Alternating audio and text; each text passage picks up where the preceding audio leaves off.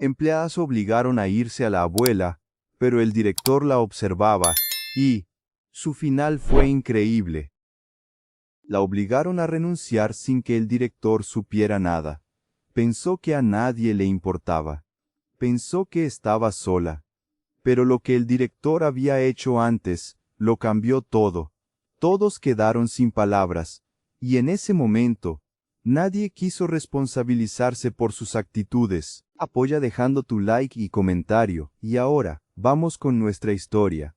El aroma a bizcochos caseros y café humeante era el alma del hogar de ancianos La Dulce Vida cada mañana. A sus 70 años, la abuela Elena, viuda y voluntaria infatigable, llegaba antes de que el sol besara los tejados, con su delantal inmaculado y las manos expertas listas para la masa.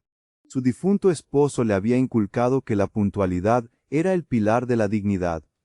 Cada crujido del suelo de la cocina le recordaba el propósito de su día. Nadie le pedía tanto, pero ella lo hacía con una convicción que no necesitaba reconocimiento. Era su forma de honrar el legado, de entregar amor en cada bocado.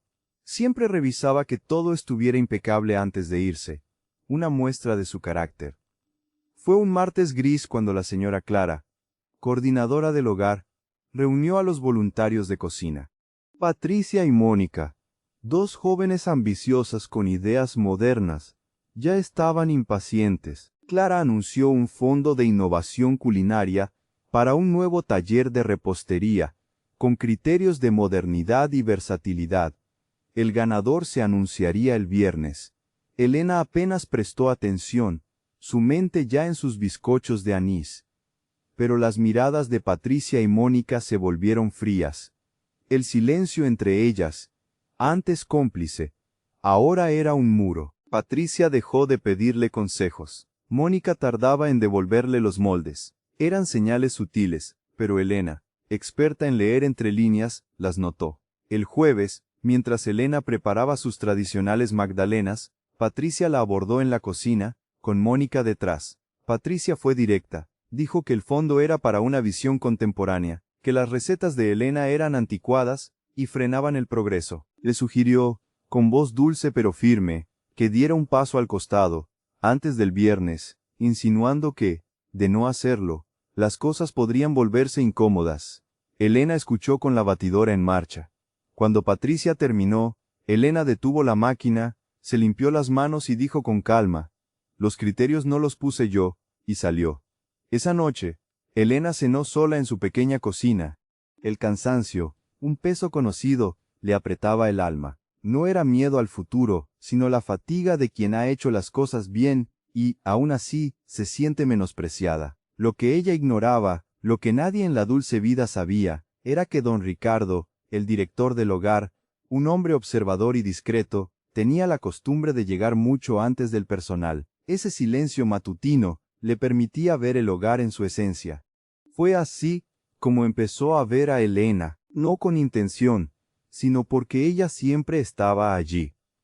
Veía su delantal impoluto, sus manos en la masa, su obsesión por la limpieza.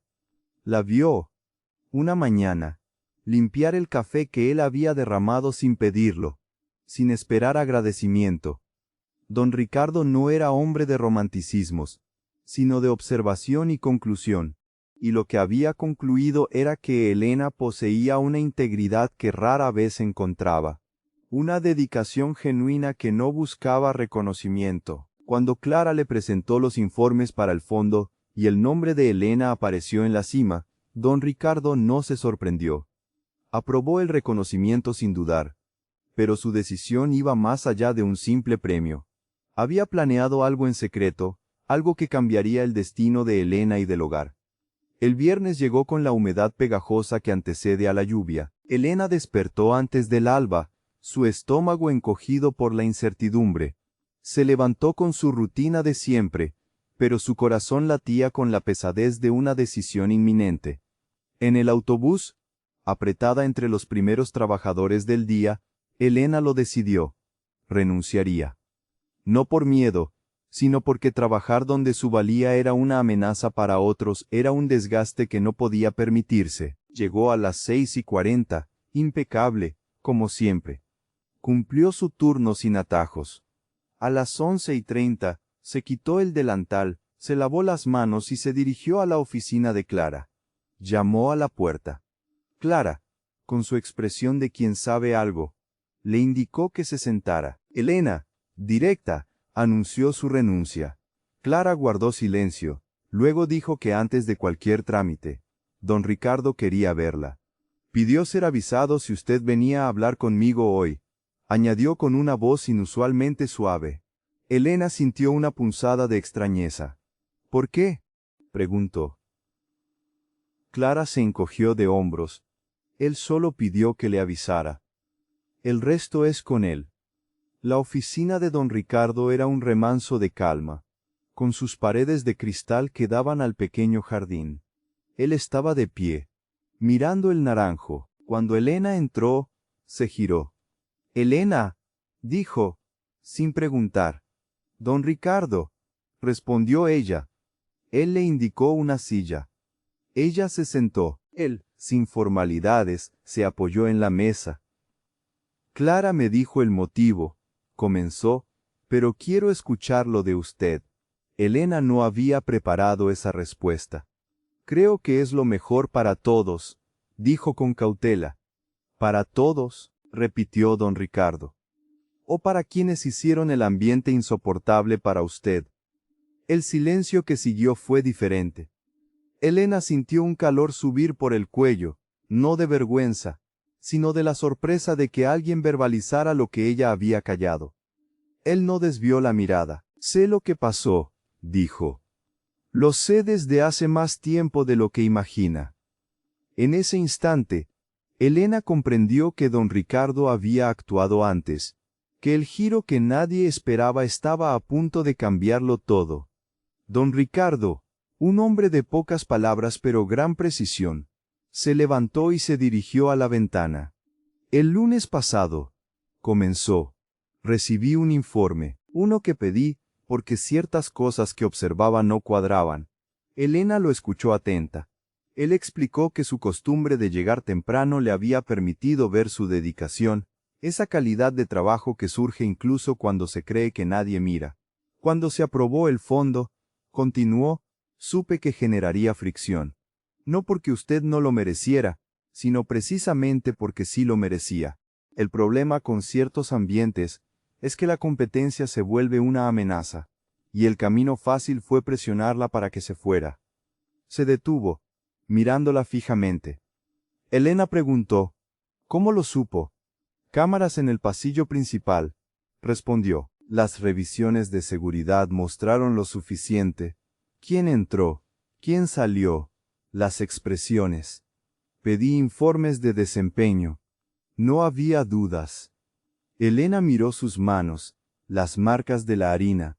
«¿Qué hizo con eso?», preguntó. Don Ricardo sacó un sobre de su cajón, lo puso sobre la mesa. «Lo que está aquí», dijo, «no es un favor. Es una decisión basada en criterios como cualquier otra. Usted no le debe nada a nadie». Elena abrió el sobre. Adentro, una carta con membrete del hogar. No era una renuncia. Era una propuesta para dirigir el rincón de tradiciones culinarias. Una nueva sección del hogar, con un estipendio 3 veces mayor, un fondo para ingredientes de calidad y apoyo para enseñar sus recetas. El segundo documento era una notificación formal de proceso interno contra Patricia y Mónica por conducta indebida, fechada el miércoles, un día antes de que Elena decidiera renunciar. Ella leyó 2 veces. La verdad se desplegaba. «¿Usted hizo esto el miércoles?», dijo, antes de que yo hablara con Clara. «Sí», confirmó. «¿Sabía que iba a renunciar?». «Sabía que era probable», respondió. «Usted no es de las que denuncian o pelean. Usted simplemente se iría con la cabeza alta, creyendo que era lo mejor para todos, y yo no iba a permitirlo sin antes poner las cosas en su lugar». Elena lo miró. Un alivio pesado, una confusión honesta. «¿Vine a renunciar?», dijo, su voz extrañamente ligera. «Lo sé», respondió don Ricardo, y una leve sonrisa asomó en su rostro. Y ahora, él se levantó, miró al jardín. Ahora usted decide. El sobre es suyo. Yo solo quise asegurarme de que tuviera una elección de verdad, no una impuesta. Elena miró los documentos, el jardín, y por primera vez ese viernes, no supo qué haría, y no saber, se sintió, extrañamente, honesto. Elena salió de la oficina de don Ricardo con el sobre en su bolso de tela, una mezcla de sensaciones que no podía organizar. En el ascensor, mirando su reflejo, se dio cuenta de que la mujer que había subido cargaba una despedida, y la que bajaba, algo nuevo, sin nombre aún. Al salir, Clara la esperaba en la cocina. ¿Se queda?, preguntó con una mezcla de esperanza y alivio. Elena miró la cocina, los utensilios guardados. Aún no lo sé, respondió. Clara asintió, comprendiendo la honestidad de esa respuesta. Vaya pensando, pero cene algo. No ha comido desde ayer. Elena casi sonrió. En el autobús, apretada, el cansancio se convirtió en una gratitud innegable, pero también una incomodidad.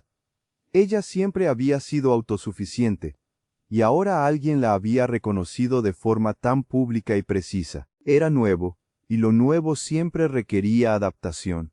Pero había algo más, una punzada persistente. ¿Cómo un hombre de otro mundo la había leído con tal exactitud? La pregunta quedó. En casa, abrió los documentos sobre la mesa de la cocina mientras cenaba. La propuesta era real. El proceso contra Patricia y Mónica, real. Y la fecha, miércoles. Él había actuado antes. Había prestado atención. Se acostó tarde, pensando en su esposo, en cómo él había trabajado sin ser visto, y en cómo ella había jurado no ser invisible, y ahora, un hombre la había visto, desde mucho antes. El lunes siguiente, Elena llegó a las 6:40. Se detuvo ante Clara. Con calma, dijo que aceptaba la dirección del Rincón de Tradiciones. No por miedo, ni por gratitud, ni por un favor, aclaró. Acepto porque es justo, y lo justo es mi único criterio. Clara asintió con un respeto que trascendía jerarquías. La transición duró 2 semanas. Elena firmó, recibió su nueva credencial como maestra pastelera. El primer día en su rincón, una cocina luminosa y espaciosa, llegó temprano, aprendió, preguntó. Hizo lo de siempre, pero ahora en su propio espacio. Patricia y Mónica seguían en el hogar. Elena no preguntó, no le importaba. Su carácter estaba intacto. Pasaron 11 días sin ver a don Ricardo. Su presencia se sentía aún en su ausencia. El día 11, en una tarde lluviosa, el ascensor se abrió y don Ricardo apareció. La vio antes de que ella lo escuchara. A 2 metros de su mesa, sin carpetas, sin excusas, había algo en su mirada que no era observación, sino llegada. Don Ricardo no tenía razón para estar allí, pero había bajado 2 plantas antes de lo necesario. Quizás no lo planeó, o quizás sí, y aún no sabía cómo nombrar lo que lo impulsaba. A sus 75 años, comprendía que lo más importante resistía a la precisión. Buenas tardes, dijo Elena. Él respondió, y caminó hasta su mesa con esa naturalidad que reorganiza el espacio. Preguntó por su adaptación. Ella dijo que bien, aunque a veces extrañaba las viejas costumbres. Él escuchó. Preguntó si había alguna dificultad. Ella mencionó un pan de pueblo que no lograba la corteza perfecta. Él sonrió, configuración del horno. El técnico lo arregla en media hora. Dígale que va de mi parte. Ella asintió. Gracias. Él se quedó un segundo más. Luego dijo que subía a una reunión. Ninguno dijo lo que estaba flotando en el aire. En los días siguientes, don Ricardo volvió 2 veces, una con excusa, otra sin ella. Elena lo notó. Un hombre que no desperdiciaba tiempo ni palabras. Las dedicaba a ella de un modo que trascendía lo profesional. Ella no sabía qué hacer con eso, pero sí sabía trabajar. Y así pasaron las semanas. El rincón se volvió su segundo hogar. La panadera Carmen, su confidente, fue la primera en notar algo. Don Ricardo no baja aquí tan a menudo, ¿sabe? Elena, sirviéndole café, solo dijo: tendrán asuntos. Pero el brillo en los ojos de Carmen lo dijo todo. Esa tarde, don Ricardo llegó a las 4:30. Un informe sobre la mesa. Excelente, dijo. Preciso, muy útil. Luego, se sentó en la silla vacía. ¿Cómo está usted?, preguntó, no por protocolo, sino de verdad. Elena eligió la honestidad. Dijo que bien, aunque a veces extrañaba las viejas costumbres, el cuerpo tiene memoria. Él escuchó. Y luego, preguntó, pidiéndole que no respondiera si no quería: ¿hay alguien esperándola? Elena, tras un silencio cómodo, respondió: no, hace mucho tiempo que no. Él asintió y se fue. Elena miró la silla vacía, luego el jardín, y pensó en la enorme diferencia entre ser vista de lejos y ser vista de cerca. De cerca tenía una temperatura que la distancia no tenía, y ella, que había vivido siempre en la distancia, sentía que lo cerca llegaba, y no sabía si estaba lista. Esa noche, la lluvia acompañó su inquietud. Pensó en la pregunta de don Ricardo, no en la respuesta, sino en la apertura de quien pregunta sabiendo que la respuesta importa. El viernes, a las 9:30, don Ricardo apareció de nuevo, sin excusas, las manos en los bolsillos, una expresión de indecisión que la sorprendió. Buenos días, dijo. Buenos días, respondió Elena. Él pidió sentarse. Se sentó, juntó las manos, un silencio más largo que nunca. Elena esperó. Él dijo, con voz diferente: no bajé aquí ayer por ningún informe. Hace semanas hago lecciones que no son profesionales. Lo he estado entendiendo, y lo he entendido. Su mirada se fijó en ella, vulnerable. Me gustaría invitarla a cenar. No como director, no como quien firmó un documento, como alguien que quiere conocerla fuera de aquí, si usted quiere ser conocida. Elena sintió el deseo claro y simple. Quería. No por quién era él, sino por esa mezcla rara de precisión y atención que ella reconocía como algo valioso. Quiero, dijo, con la honestidad de siempre. Don Ricardo sonrió, una sonrisa plena que le transformó el rostro, una que pocos conocerían. Elena se levantó, él también. Se miraron, al mismo nivel. ¿Sábado? Sí. ¿Algún lugar en particular? El Parque Central, la Fuente de los Patos, dijo ella. Esas calles que la ciudad olvida pero que tienen una belleza honesta. Él asintió. Conozco un lugar allí que le gustará. Acordaron la hora. Él se fue. Elena, de pie junto a su mesa, miró el jardín. Un cielo lavado, una luz limpia. Pensó en su esposo, en su campo, en su promesa de no ser invisible. Y pensó que tal vez eso había sido, precisamente eso, lo que había hecho a don Ricardo detenerse en un pasillo silencioso a las 6:40 de la mañana, y prestar atención, no el delantal, no la función, no la edad. Quien ella era, entera, sin negociación. Y había algo profundamente correcto en ser amada. Ella lo sabía.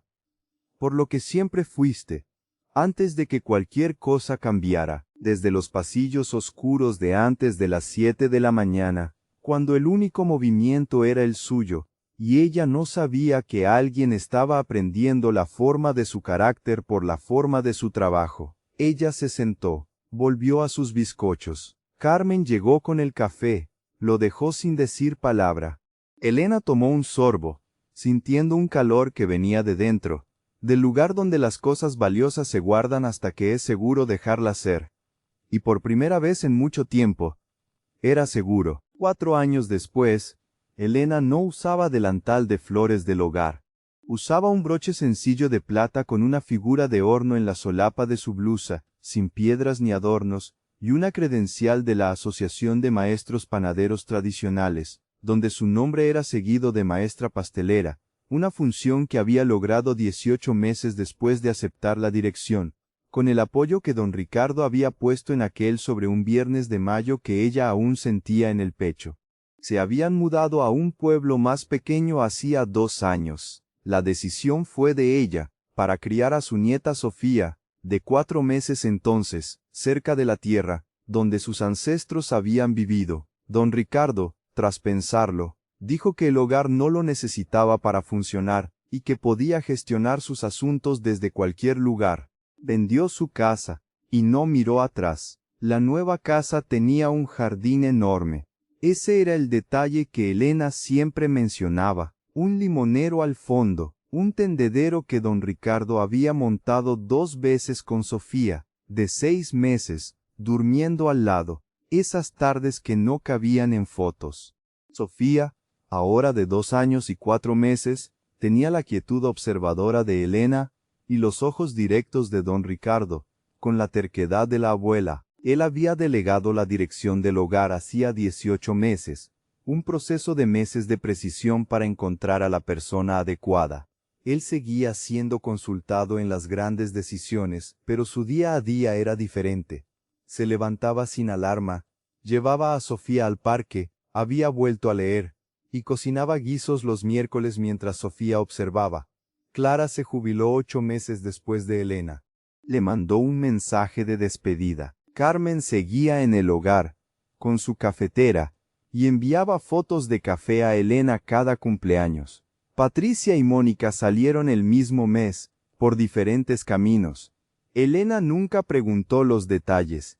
La panadería casera de Elena, el rincón de Elena, con amor y tradición, quedaba a 2 minutos de su casa, un regalo de don Ricardo. Guardaba un viejo letrero detrás de una foto de su esposo. Aquella mañana de marzo, el cielo del pueblo limpio, Elena salió de la panadería a las 6. Después de una noche horneando, don Ricardo la esperaba en la acera con Sofía en brazos, aún en pijama, tomando el sol de la mañana. Elena se detuvo, tomó a Sofía, sintiendo su peso familiar, miró a don Ricardo, quien la miraba con esa forma suya, directa, sin prisa, sin nada sobrando.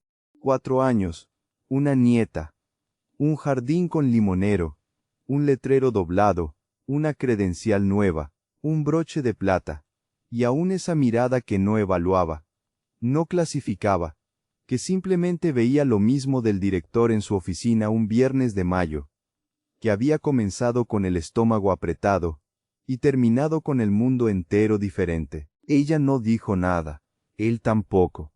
Sofía señaló un pajarito y dijo una palabra incomprensible, que ambos fingieron entender. Entraron en casa, el café estaba listo. Elena se sentó a la mesa del desayuno, Sofía en su regazo, don Ricardo a su lado, el calor de la familia, el olor a pan casero, la certeza de su lugar. El hogar de ancianos prosperaba, pero el alma, el sabor auténtico, vivía en el rincón de Elena.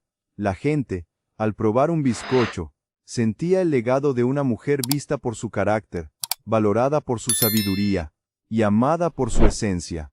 Era la victoria moral de quien nunca se rindió, la exaltación silenciosa de una vida bien vivida.